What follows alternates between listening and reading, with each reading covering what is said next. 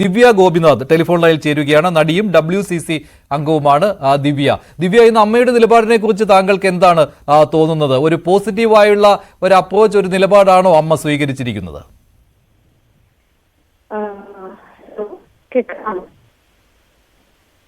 കേൾക്കാം, പറഞ്ഞോളൂ ദിവ്യ. നമസ്കാരം. അങ്ങനെ ഒരുപാട് സന്തോഷം അറിയിക്കാം. ഞങ്ങളെ പോലുള്ള ഒരുപാട് സ്ത്രീകൾ നമ്മൾ ജോലി ചെയ്യുന്ന ഒരു വർക്ക് സ്പേസിനെ അതിലെ കുഴപ്പം ഉണ്ട് എന്ന് പറഞ്ഞ് മുന്നോട്ട് വന്ന് നമ്മുടെ കരിയറും നമ്മുടെ ലൈവ്ലിഹുഡും ഒക്കെ സെക്കൻഡറി ആയി വെച്ച് നമ്മുടെ ഒരു ഫ്യൂച്ചറിന് വേണ്ടി നമ്മുടെ നല്ലൊരു വർക്ക് പ്ലേസ്, നോർമലി ഏതൊരു തൊഴിലിടവും പോലെ നമ്മുടെ തൊഴിലിടവും നോർമലി ഒരു തൊഴിൽ ചെയ്യാൻ പറ്റുന്ന വിധത്തിലേക്ക് അതിനകത്തെ പോരായ്മകൾ ചൂണ്ടിക്കാണിച്ച് മുന്നോട്ട് വന്ന് ഒരുപാട് സ്ത്രീകളുടെ ഒരു പോരാട്ടത്തിന്റെ ഭാഗമായാണ് ഇന്ന് ഇത്രയും ഈ 5 വർഷത്തിന്റെ ഇടയിൽ ഇന്ന് ഹേമ കമ്മിറ്റി റിപ്പോർട്ട് നമ്മൾക്ക് എല്ലാവർക്കും കാണാൻ കഴിഞ്ഞത്. അതിന്റെ ഒരു അഭിമാനം ഇവിടെ അറിയിക്കുന്നു, ഒരു സന്തോഷം അറിയിക്കുന്നു. അതൊരു തുടക്കമായിട്ടാണ് കാണുന്നത്. നമ്മുടെ വർക്ക് പ്ലേസിൽ ഉണ്ടാവാൻ പോകുന്ന വലിയൊരു മാറ്റത്തിന്റെ തുടക്കമായിട്ട് തന്നെ കാണുന്നു. ഇപ്പോ AMMയുടെ മെമ്പർ ഇവിടെ ഇരുന്ന് പറഞ്ഞതിന്റെ ഒരു ഇത് ഉൾക്കൊണ്ട് തന്നെ സംസാരിക്കാനാണെങ്കിൽ വളരെ ഇന്ന് പ്രസ് മീറ്റിൽ തന്നെ അവരെടുത്ത ഒരു രീതികളുണ്ട്. എത്ര സില്ലി ആയിട്ടാണ് ഈ വിഷയങ്ങളെ അവരെ കാണുന്നു എന്നുള്ളതാണ് ഇപ്പൊ സംസാരിച്ചപ്പോഴും. ഒരു കമ്മിറ്റിയുടെ മുമ്പാകെ അവരുടെ പ്രശ്നങ്ങൾ സംസാരിക്കാൻ, അവരുടെ ട്രോമകൾ സംസാരിക്കാൻ കുറെ സ്ത്രീകൾ പോയിരുന്ന് ഇന്ന് അത് മുന്നിലേക്ക് വരുമ്പോ അതിനെ പ്രണയത്തോടും സെക്ഷൽ റിലേഷൻഷിപ്പിനോടും ഒക്കെ ഉപമിക്കാൻ കഴിയുന്നതെന്നാണ് എനിക്ക് തോന്നുന്നത്. കാരണം ഒരു സ്ത്രീ ഡിഗ്നിറ്റി എന്ന് പറഞ്ഞൊരു കാര്യമുണ്ട്. ആ ഡിഗ്നിറ്റിയേക്കാൾ വലുത് നമ്മളുടെ സ്പേസിൽ നടക്കുന്ന ഈ പ്രശ്നങ്ങൾ, ഈ ചൂഷണങ്ങൾ പറയാൻ തയ്യാറായിട്ടുള്ള സ്ത്രീകളെ ഇൻസൾട്ട് ചെയ്യുന്ന പോലെയാണ് എനിക്ക് തോന്നിയിട്ടുള്ളത്. പിന്നെ ഈ പറയുന്ന മറ്റുള്ളവരോട് നടപടി എടുക്കട്ടെ എന്ന് അദ്ദേഹം ആവർത്തിച്ച് ഇപ്പോ സംസാരിക്കുകയുണ്ടായി. പക്ഷെ എനിക്ക് പറയാനുള്ളത് അസോസിയേഷൻ, ഇത്രയും വലിയ അസോസിയേഷനില് ആ അസോസിയേഷനിൽ ഒരു മെമ്പർ ചെയ്യുന്ന പോരായ്മകൾ ചൂണ്ടിക്കാണിച്ച ഒരു സ്ത്രീയാണ് ഞാൻ. അത് അവര് പറയുന്നത് അവർക്ക് ഇതുവരെ ഒരു കംപ്ലൈന്റ് ഒരു 2006 നടന്ന സംഭവത്തിന് 2018 കിട്ടി. അത് മാത്രമാണ് അവർക്ക് വന്ന കംപ്ലൈന്റ് എന്നാണ്. ഇന്നും എന്റെ മെയിലില് സെൻഡ് ഐറ്റത്തില് അവിടെ പോയ മെയില് കിടക്കുന്നുണ്ട്. എന്റെ കംപ്ലൈന്റ് എന്റെ കയ്യിൽ, എന്റെ പക്കൽ ആ കംപ്ലൈന്റ് കിടക്കുന്നുണ്ട്. ഇന്ന് വരെ അവിടെ നിന്ന് ഒഫീഷ്യലായി എന്നോട് ആരും സംസാരിക്കുകയോ AMMയുടെ ഭാഗമായിട്ട് ഇത് കേട്ടു എന്നോ നമ്മുടെ സംഘടനയിൽ ഈ മെമ്പർ ഇങ്ങനെ ചെയ്തതിനെ കുറിച്ച് അവർ സംസാരിച്ചു എന്നോ ഇതുവരെ അങ്ങനെ ഒരു ഒഫീഷ്യൽ ആയിട്ടുള്ള ഒരു കാര്യവും എനിക്ക് വന്നിട്ടില്ല. ദിവ്യ, അതിനകത്ത് ഒരു ക്ലാരിറ്റി കൂടി വരുത്തുകയാണ്. ഇപ്പോൾ അല്പം മുമ്പ് സംസാരിച്ചത് ജയൻ ചേർത്തലയാണ്, അമ്മയുടെ വൈസ് പ്രസിഡന്റ് ആണ്. അദ്ദേഹം പറഞ്ഞത് 2006 കിട്ടിയ പരാതിയെ കുറിച്ച്, വാതിലിൽ മുട്ടിയ പരാതിയെ കുറിച്ചാണ് അദ്ദേഹം പറഞ്ഞത്. 2006 കിട്ടി, പക്ഷെ അന്നത്തെ ഭാരവാഹികൾ അതിൽ നടപടി എടുത്തില്ല, അത് ദൗർഭാഗ്യകരമായി പോയി എന്ന് അദ്ദേഹം പറയുകയും ചെയ്തു. പിന്നെ ഈ 2020 ഒരു മെയിലിൽ അവിടെ ഇതേ പരാതി തന്നെ ആവർത്തിച്ചു വന്നിട്ടുണ്ടായിരുന്നു എന്നാണ്.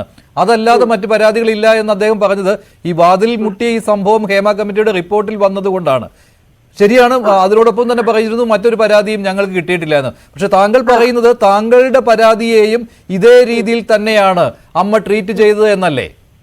തീർച്ചയായിട്ടും. ഞാൻ 2006 എനിക്ക് തോന്നുന്നു ഞാൻ സിനിമയിൽ പോലും ഇൻഡസ്ട്രിയിൽ പോലും ഉണ്ടായിട്ടില്ലാത്ത ഒരാളാണ്. ഞാൻ പരാതി അയക്കുന്നത് 2018 ഞാൻ എന്റെ പരാതി അയക്കുന്നത്. അത് അവർക്ക് കിട്ടിയിട്ടുള്ളതുമാണ്.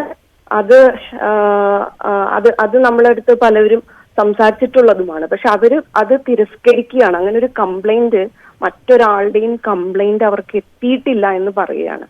അപ്പോ വളരെ റെസ്പെക്ട്ഫുള്ളി കണ്ടിട്ടാണ് ഒരു അസോസിയേഷന് നമ്മളുടെ ഒരു കംപ്ലൈന്റ് എന്ന് വെച്ചാൽ ഈ ഇൻഡസ്ട്രിയിൽ മുന്നോട്ട് പോകണം, ഈ ഇൻഡസ്ട്രി നന്നായി പോണം, എല്ലാ തരത്തിലുള്ള ആളുകൾക്കും, ഇപ്പൊ ജൂനിയർ ആയിക്കോട്ടെ സീനിയർ ആയിക്കോട്ടെ.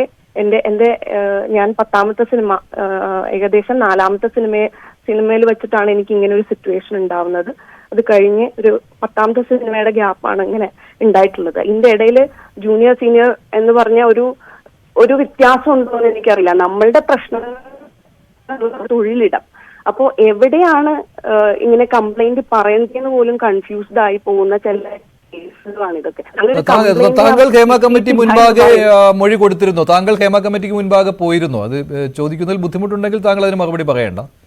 തീർച്ചയായിട്ടും ഞാൻ ഹേമ കമ്മിറ്റി മുമ്പാകെ മൊഴി കൊടുത്തിരുന്നു. പുറത്തും ഞാൻ മൊഴി കൊടുത്ത കേസ് ഞാൻ പുറത്തും പറഞ്ഞിട്ടുള്ളതാണ്. അപ്പോ ആ കേസിന്റെ ഭാഗമായിട്ട് ഒരു അസോസിയേഷന് അവരുടെ മെമ്പർ അങ്ങനെ ചെയ്തിട്ടുണ്ടെങ്കിൽ എന്ത് നടപടിയാണ് എടുക്കാൻ കഴിയുക? ആ അസോസിയേഷന്, ആ മെമ്പർ എന്തെടുത്തു എന്നല്ല, ഒരു സംഘടന എന്തെടുത്തു എന്നുള്ള ചോദ്യമായിരുന്നു ഞാൻ മുന്നോട്ട് വെച്ചത്. അതായത് താങ്കൾ ഇപ്പോൾ അമ്മയുടെ ഭാരവാഹികൾ പറയുന്നുണ്ടായിരുന്നു, ഞങ്ങളുടെ അംഗങ്ങൾ ആരെങ്കിലും ഹേമ കമ്മിറ്റി മുൻപാകെ പോയിട്ടുണ്ടോ എന്ന് ഞങ്ങൾക്ക് അറിയില്ല എന്ന്. താങ്കൾ അമ്മയുടെ മെമ്പർ തന്നെയാണ് അല്ലെ? എപ്പോഴും അതെ അല്ലെ? ഞാൻ അമ്മയുടെ മെമ്പർ അല്ല, പക്ഷെ ഞാൻ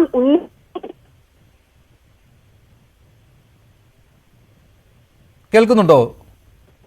ഹലോ, കേൾക്കാം, പറഞ്ഞോളൂ. ഞാൻ AMMയുടെ മെമ്പർ അല്ല, പക്ഷെ ഞാൻ പരാതി ഉന്നയിച്ച ആള് AMMയുടെ ഒരു മെമ്പറാണ്. അപ്പൊ അദ്ദേഹത്തിനെ കുറിച്ച് ഞാൻ എവിടെയാണ് പരാതി പറയേണ്ടത്? ഞാൻ പരാതി പറയേണ്ട എല്ലായിടത്തും പറഞ്ഞു. അതിനുശേഷം ഒരു സംഘടന, ആ സംഘടനയുടെ ഉള്ളിലുള്ള ഒരു മെമ്പറാണല്ലോ. അപ്പൊ അദ്ദേഹം ചെയ്യുന്ന ഇതിന് അവർക്കൊരു ഉത്തരവാദിത്വം ഉണ്ടാവണമല്ലോ. അപ്പൊ ആ ഉത്തരവാദിത്വം എന്താണ് എന്നറിയാനും അതിനുള്ള അദ്ദേഹത്തിനുള്ള എന്താണ് അതിനകത്തുള്ള ഒരു ആക്ഷൻ എന്നറിയാനുമാണ് കംപ്ലൈന്റ് അവിടെ കൊടുത്തത്. ഒരു കാര്യം കൂടി, അതിലും ജയൻ ചേർത്തല പറഞ്ഞ ഒരു കാര്യം എന്ന് പറയുന്നത്, ഇതിലിപ്പോൾ ഈ ഞങ്ങളുടെ അംഗങ്ങളൊന്നും ആയിരിക്കില്ല പോയിട്ടുള്ളത്, അവരെ ഞങ്ങൾ ചേർത്ത് പിടിക്കുന്നതാണ്. പക്ഷേ ഈ അംഗങ്ങളല്ലാത്ത മറ്റുള്ളവർ എന്ന രീതിയിലാണ്, അതായത് ഒരു ലഘൂകരണമാണ് അവിടെ വന്നത്, ഒരു വേർതിരിച്ച് കാണലാണ് അവിടെ വന്നതെന്ന് എനിക്ക് തോന്നുകയാണ്. അങ്ങനെയുള്ള കുറെ ആളുകളാണ് പോയതെന്നാണ്. അതിനർത്ഥം അവരുടെ അംഗങ്ങളല്ലാത്തവരെ അവരാ തൊഴിലിടത്ത് ജോലി ചെയ്യുന്നവരായിട്ട് കൺസിഡർ ചെയ്യുന്നില്ലേ? അവരുടെ അംഗങ്ങളല്ലാത്തവർക്ക് ജോലി ചെയ്യണ്ടേ? അതാണ് എന്റെ ചോദ്യം. അങ്ങനെ അവരുടെ അംഗങ്ങളെ മാത്രമാണ് അവര് നോക്കുന്നതെങ്കിൽ, അവരുടെ അംഗങ്ങളെ നോക്കുമ്പോൾ തന്നെ അവരുടെ അംഗത്തിൽ നിന്ന് മറ്റൊരു സ്ത്രീക്ക് ഉണ്ടാവുന്ന ബുദ്ധിമുട്ടുകൾക്കും അവർക്ക് ഉത്തരവാദിത്തം വേണ്ടേ എന്നുള്ളതാണ് ചോദ്യം. ഒരു കാര്യം കൂടി ദിവ്യ ഗോപിനാഥ്, ഇപ്പോഴും സർക്കാർ പറയുന്നുണ്ട് പരാതി കിട്ടിയാൽ കേസെടുക്കാം എന്ന്. താങ്കൾ ആ ഒരു നിലപാടിനൊപ്പം നിൽക്കുന്നുണ്ടോ? ഇപ്പോൾ അമ്മ ഇന്ന് പറഞ്ഞിട്ടുണ്ട് കേസെടുക്കണമെന്ന്. അത് പക്ഷെ ഒരു പരത്തി പറയൽ പോലെയാണ് തോന്നുന്നത്. പക്ഷെ ഇനിയും ഒരു പരാതിയായിട്ട് പോകണമെന്ന് സർക്കാർ പറയുമ്പോൾ ഏത് രീതിയിലാണ് താങ്കൾ പ്രതികരിക്കുന്നത്?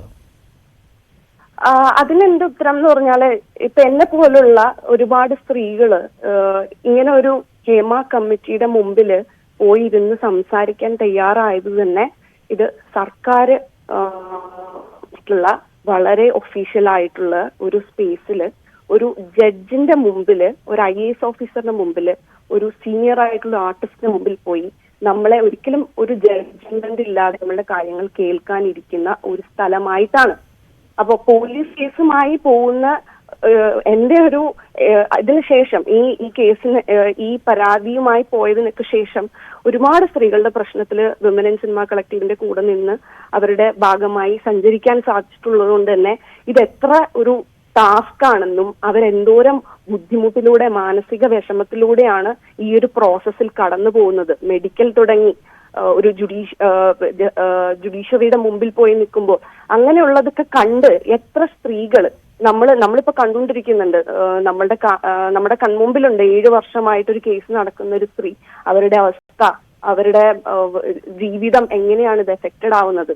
അപ്പോ എത്ര പേർക്ക് അങ്ങനെ പോയിരുന്ന് ഒരു കേസ് നടത്താനും അതിനുള്ളൊരു പ്രിവിലേജ് ഉണ്ട് എന്ന് എനിക്കറിയില്ല. അപ്പോ അത്തരം പ്രിവിലേജുകൾ ഇല്ലാത്ത സ്ത്രീകൾക്ക് കിട്ടിയ ഏറ്റവും നല്ലൊരു വേദിയായിട്ടാണ് ഞാൻ ജസ്റ്റിസ് ഹേമ കമ്മിറ്റിയെ കാണുന്നത്.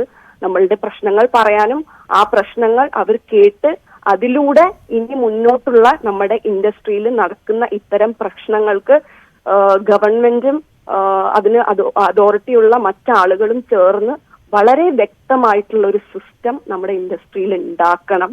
എല്ലാ തൊഴിലിടത്തെയും പോലെ ഒരു പെൺകുട്ടി, ഞാൻ ഫിലിമിലാണ് വർക്ക് ചെയ്യുന്നത് എന്റെ ഇടമാണ് അത് എന്ന് പറയുമ്പോൾ അഭിമാനത്തോടുകൂടി അവൾക്ക് സംസാരിക്കാൻ കഴിയണം.